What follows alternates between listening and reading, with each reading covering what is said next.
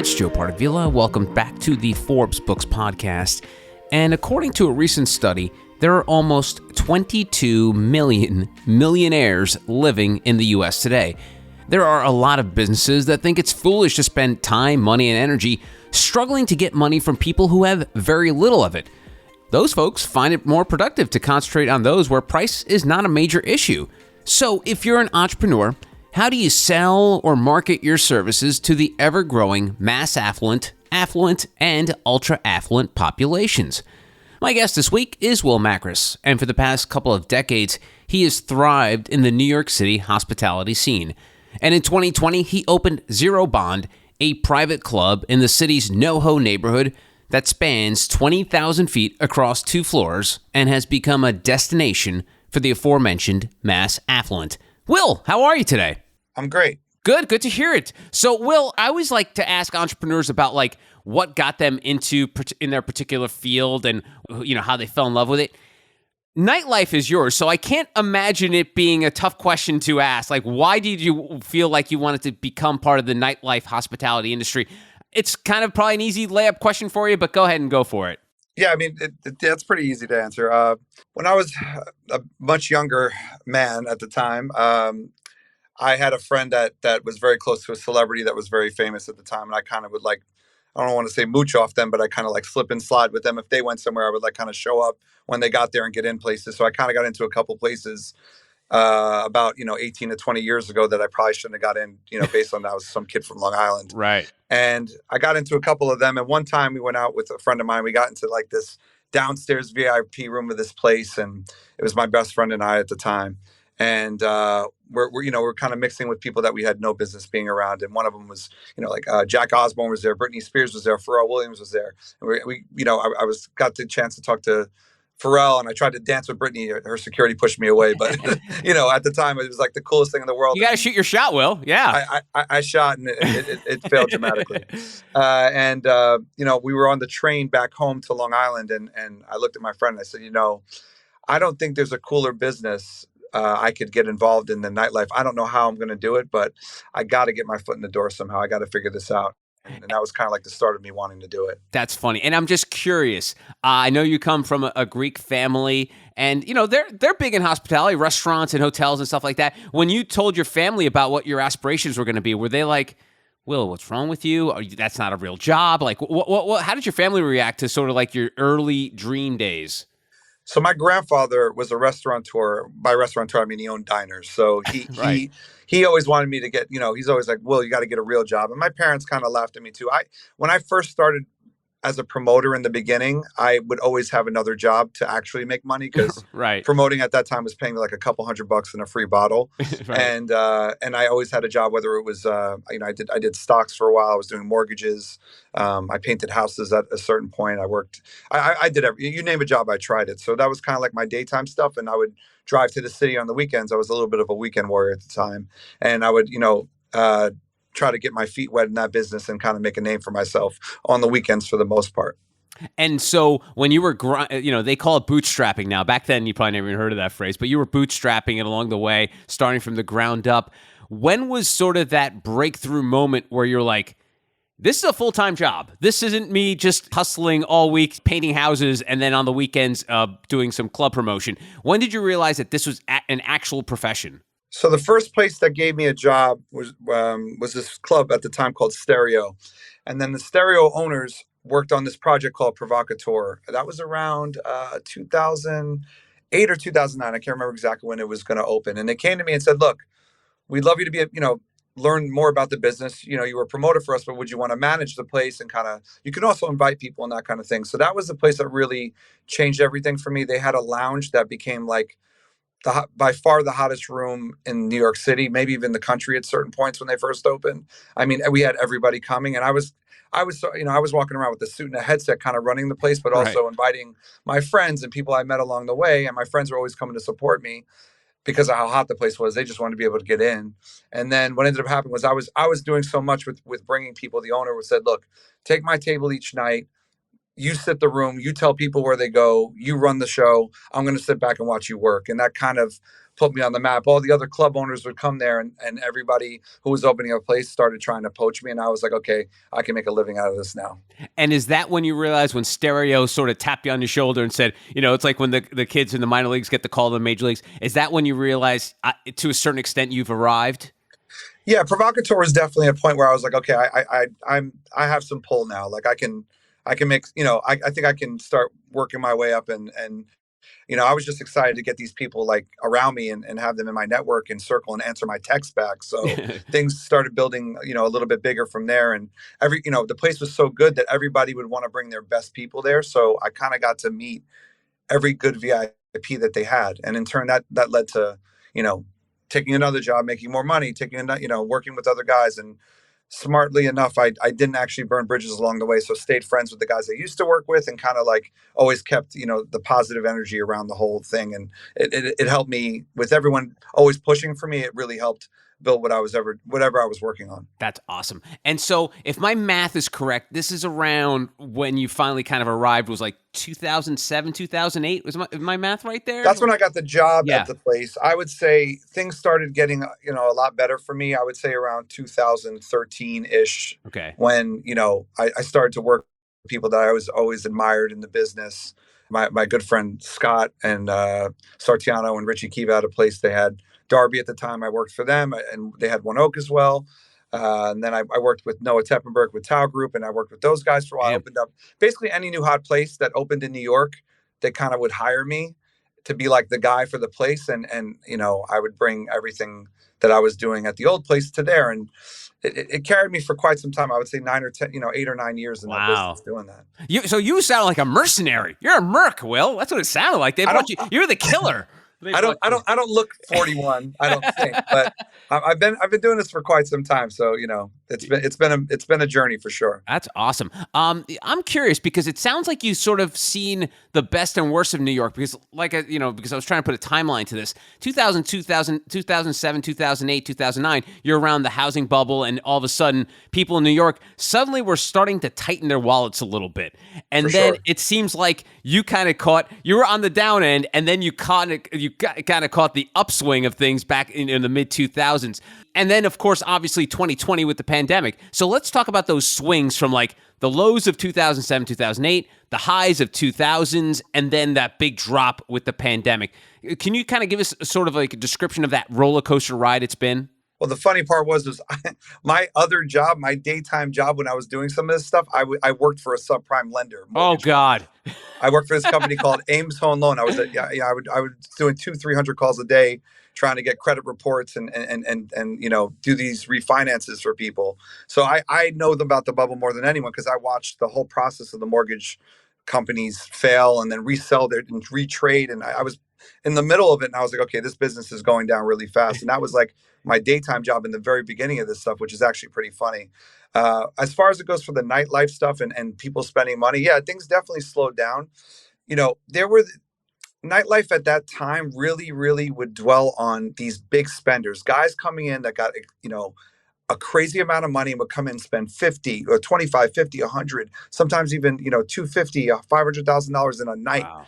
And these guys would come to New York, and everyone would be like salivating to get guys like this into their clubs. And a lot of there was 5 or 6 really, really giant ones that would come in, and they basically, they would carry, and I would say Saudi princes for a while were also pretty popular, but they were the ones that kind of carried the businesses and really held through those tough times where, the finance guys weren't going out and things like that.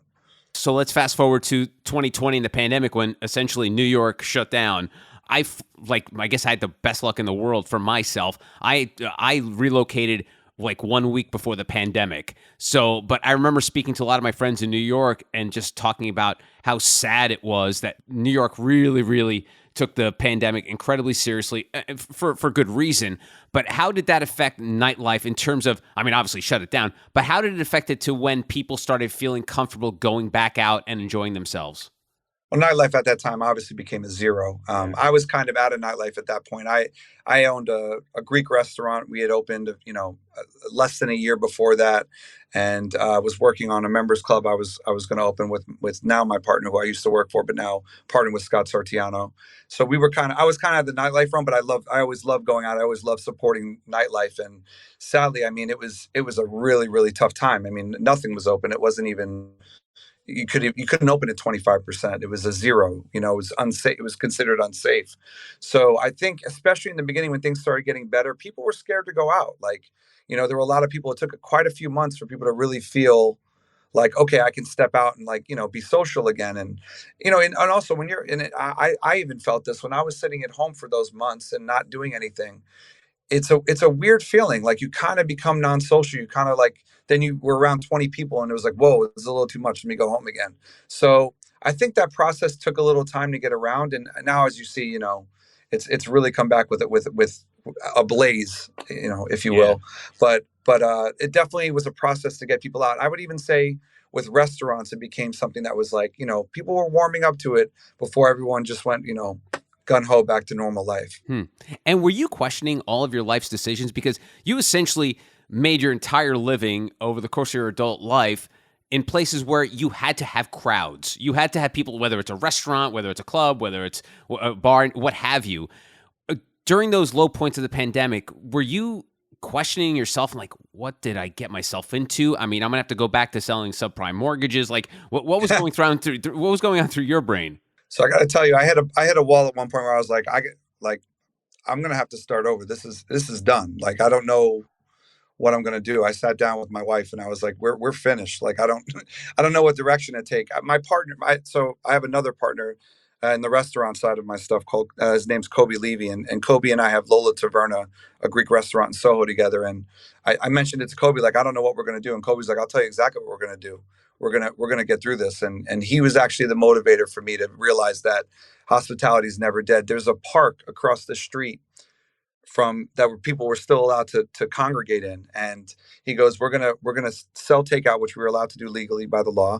And he goes, we're gonna serve people with portable tables and chairs, because people can't sit at home all day and they want to go out and they want to get fresh air, and we're going to serve people there. And what started at 10, 20 people turned to 50 people, at one point turned to 250 people in the park, to the point where the SWAT team actually came one night to shut it down. Wow. There was so many people coming. But he kind of was the one that got me. And we anything that people spent when it came to renting chairs and tables, we were donating to the first responders. So we were also doing a good thing.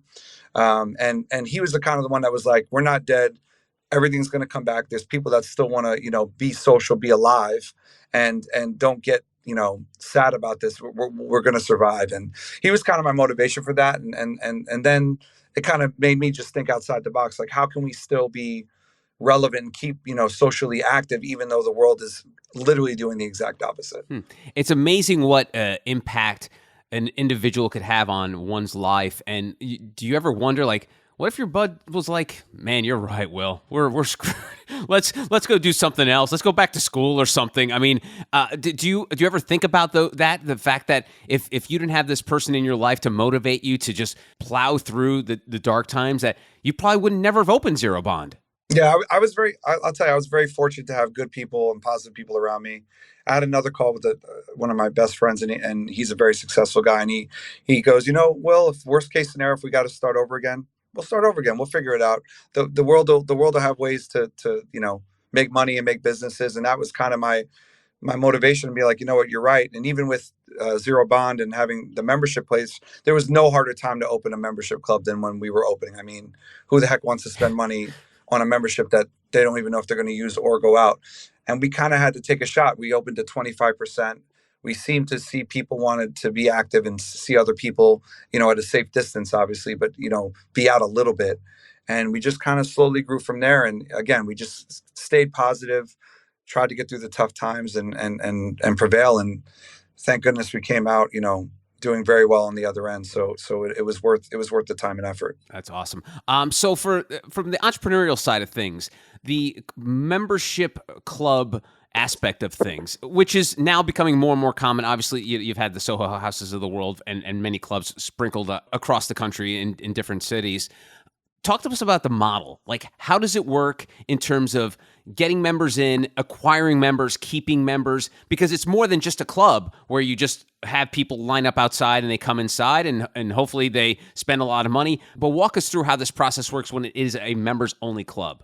So I can't speak for other people. So Scott and I had never done a members club, and I know that a lot of these members places that open up, they have these fancy boards and all these people who like bring them, bring them great members in business. We kind of did the opposite way. Scott and I had no one with us. We sat in a small little office that we had, and we go, let's get together with, we've been in this business however long, 15, 20 years. Let's come, Scott's a little older than me, so maybe he has a few more years on me. But we said, let's just come up with names of the best people who we ideally want to be part of a club that we have. And from every genre, from every, type of business, and come up with a list and balance it out. And we did it from scratch, just him and I. That's how we started it. So it was I think it was a little different because we really curated what we wanted, and we specifically picked each person for it. So it was kind of a little bit different, but that's how we did ours. And, we created a board of people that we thought would be great to bring other members once we had the initial few hundred people. And then, we have the advisor team and our other members. But that's actually how we started. It was just him and I in a room. Wow. And so how's it work for folks listening if they want to become members of Zero Bond? I know everything is pretty much tech-centric now, where I'm sure it has to do with filling out something online and uploading IDs and stuff like that. But how simple is it? So the way we normally do it is you can go to zerobondnewyork.com.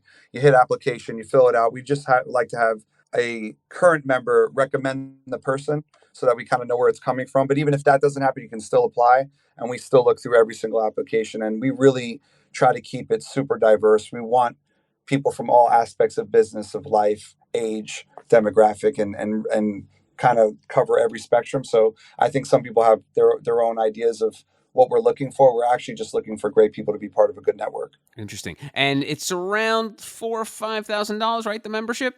Yes, in or around that. It's around it's around 3,500. Okay. Yep.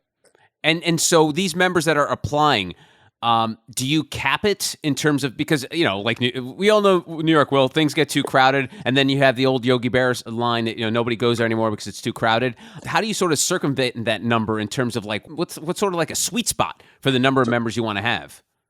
We, people always ask how many members do you have. The answer we always give is we have the right amount. And what I mean by that is, if the place is getting too crowded, or we'll definitely, or it's becoming where our members who have been loyal to us aren't comfortable, we will stop giving, letting more members come in. So we regulate this. We have meetings once a week. We look at everything of, who's coming, who spends a lot of time here, who doesn't spend time here, who we want to continue their membership, and who we also want to add. I can say this: we have in or around 9,000 or 10,000 people on the wait list to get in. So we've really built a good name for ourselves in the sense that people do want to be part of the community. And how do you think you did that? I mean, that's 10,000 people on a wait list. That's like the old days of having to, get season tickets for like the Giants or something like that. How do you think you were able to do that in such a short amount of time? It's less than 2 years that you guys have been open. What's driving that interest? I think opening during the end of COVID was a blessing and a curse. It was a curse in the beginning because of how hard it was to get going and, make money. I think we were a blessing because we were kind of first to market.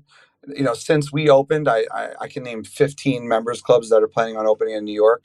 So I think that really helped us. I think the product we put out here, the location we have, the space we have is beautiful. I just think it's something that even if I wasn't an owner here, I would want to come to and be around. And that's what we try to do. We pay attention to the small things. I'm still a member at Soho House. I love Soho House.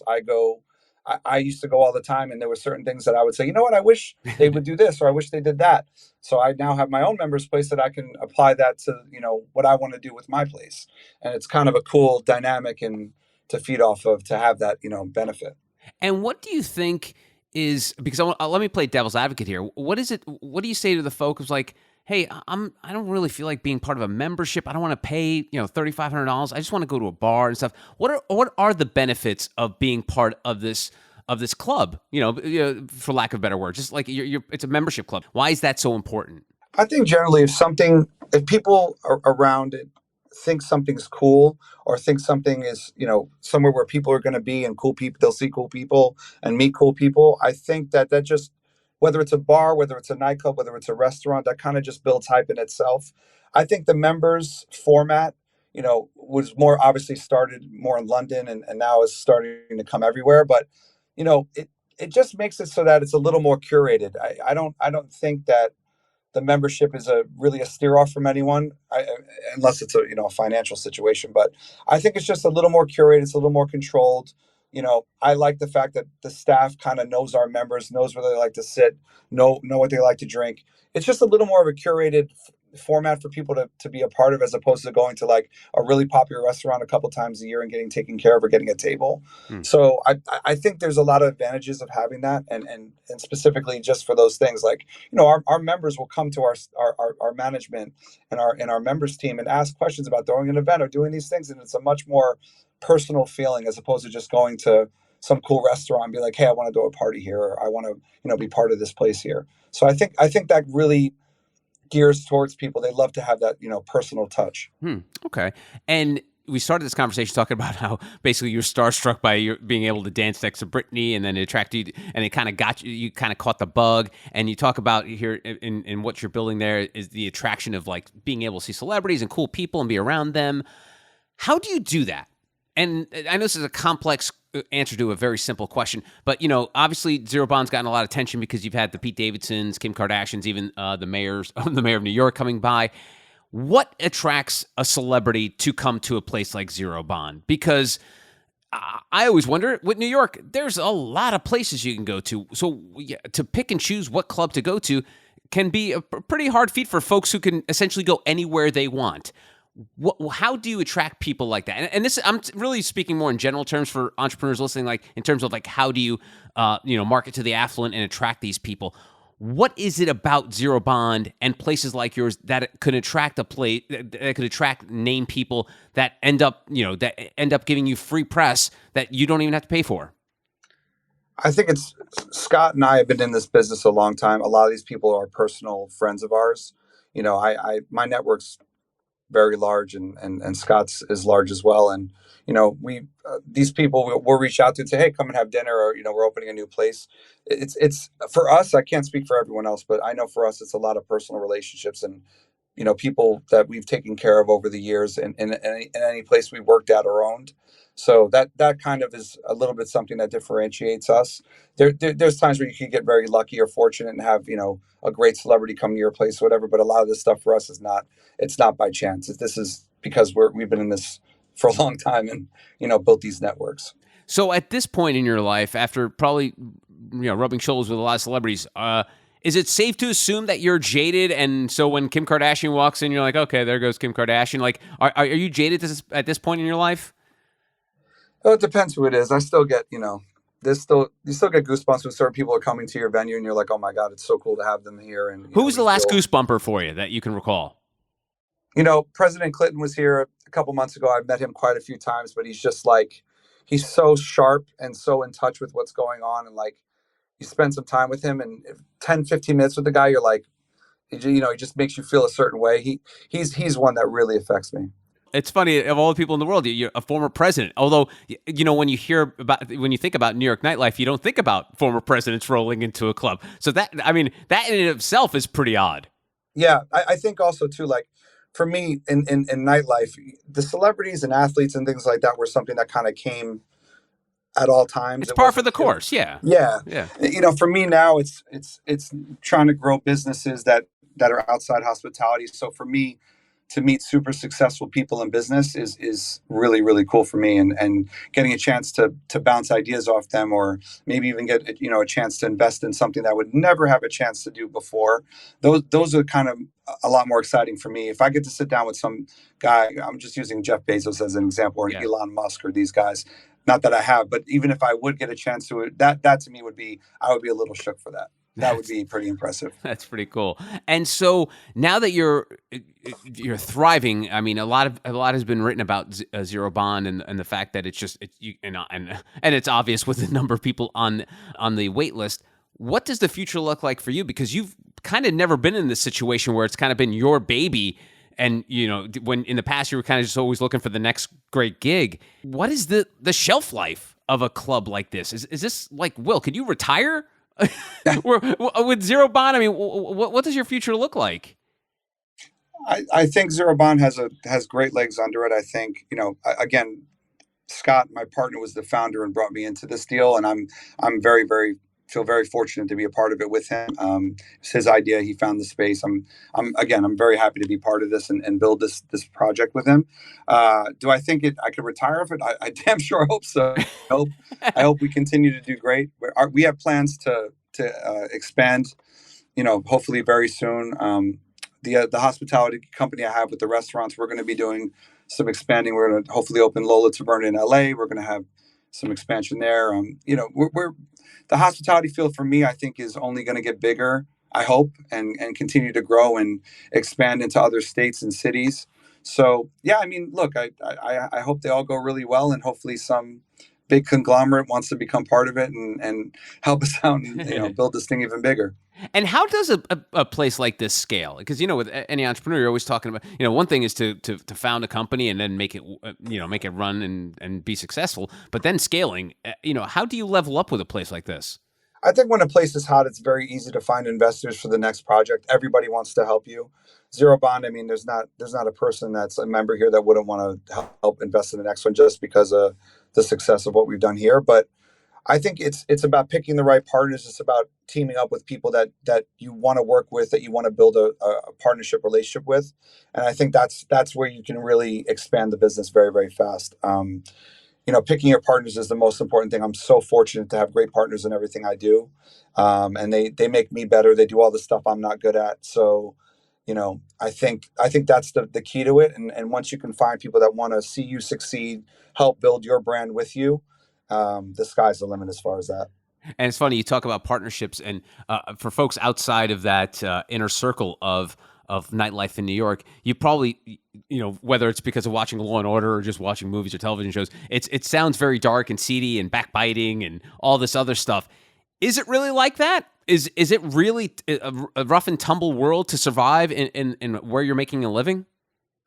I think it's hard. I think nightlife, if my personal experience and feelings on it is, it's a gateway to expand your horizons and do other things. There is no place in the world where you can meet people in sports, people in business and success, celebrities, actors, actresses, things like that, models, and things that people consider important. There's no space like a nightclub that's popular, and especially in the greatest city in the world, in New York. I mean, if you can, it is true what they say. If you can really crush it here, the world is your oyster. And I think if you don't get, do you want to be 60 years old and still opening clubs? Probably not. But if you can take, when you're young, and if you have that ability and chance to really build your brand through nightlife and really learn from the people that have done this for a long time, like I did, and watch what they've done with their businesses. And it's been amazing to watch friends of mine that have been around this expand so much bigger than nightlife. That's where I think nightlife is the greatest business on earth. I wouldn't want to be stuck in it, hosting a table at 65 years old, but I definitely want to be there at 25 years old, meeting a lot of great people. That's pretty awesome. Lastly, for folks who want to cater to the affluent, and we've talked about celebrities, so let's not talk about that. But like in terms of like catering to an affluent audience, what are the keys to making that work? Because it's more than just transactional at that point. Obviously, I don't need to tell you that. What are some of the soft skills and some of the sort of the extra touches that are very attractive to that affluent customer? I think one of the biggest keys is being yourself, being personable, asking questions, talking to people. It's a huge part of it. When I was younger, I would try a little too hard when I was around certain people, and it gave off, and people could tell. And I think that was, that's a kind of a steer off for people that don't need anyone around in their mind. So I think being yourself is a huge key. And also just paying attention to who you're around, trying to be around successful people that are trying to go the same direction you are. I think the circle that you surround yourself with is so key and so important. I've been using the word, whatever word is above lucky. I've been so immensely lucky in my life to have people around me that wanted to see me grow, wanted to see me do well, wanted to see me do just as good as them, if not better. So that part is so important, who you surround yourself with, and definitely just being who you are, and hopefully if you're a good person, that's gonna steer off to people. People are gonna see it. People are gonna vibe off it, and know what you're trying to bring. Awesome. Well, his name is Will Makris, and he is running one of the hottest hotspots in New York City, Zero Bond. Will, thank you so much for the time. Really appreciate it. Thank you. I appreciate it too. You're very welcome. And that's it for this episode of the Forbes Books Podcast.